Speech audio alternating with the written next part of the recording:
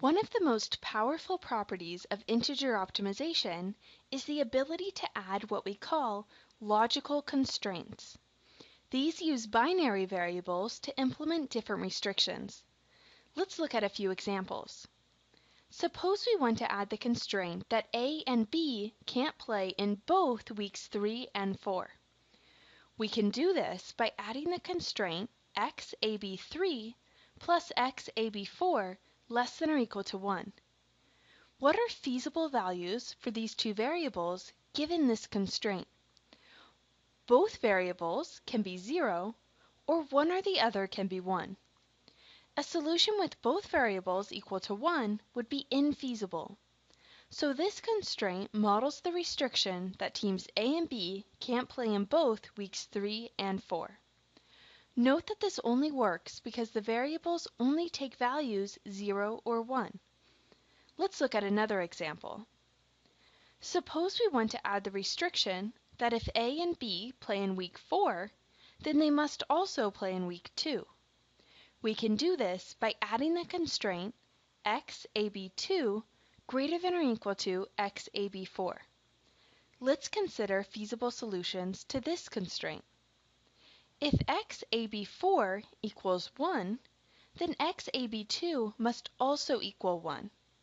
But if xab4 equals 0, then xab2 can be equal to either 0 or 1. So this constraint exactly models the restriction we wanted. Lastly, suppose that teams C and D must play in week 1 or 2. They can't play both games in weeks 3 and 4. We can model this constraint with xcd1 plus xcd2 greater than or equal to 1. Feasible solutions are both variables equal to 1 or one variable equal to 1. Both variables can't equal 0. These are just a few examples of logical constraints that we can implement using binary variables. Let's go into LibreOffice now and add these constraints to our model. In our spreadsheet, let's scroll down to the bottom of our constraints list. We want to add in 3 new constraints. The first is that teams A and B can't play in both weeks 3 and 4. The second is that if teams A and B play in week 4, then they have to play in week 2. And the third is that teams C and D have to play in weeks 1 and or 2. So to add the first constraint, our left-hand side should be equal to the sum of the variables for A and B in weeks 3 and 4. Our sign is less than or equal to, and our right-hand side is 1. Our second constraint, the left-hand side is equal to the decision variable for teams A and B in week 2. The sign is greater than or equal to, and the right-hand side is equal to the decision variable for teams A and B in week 4.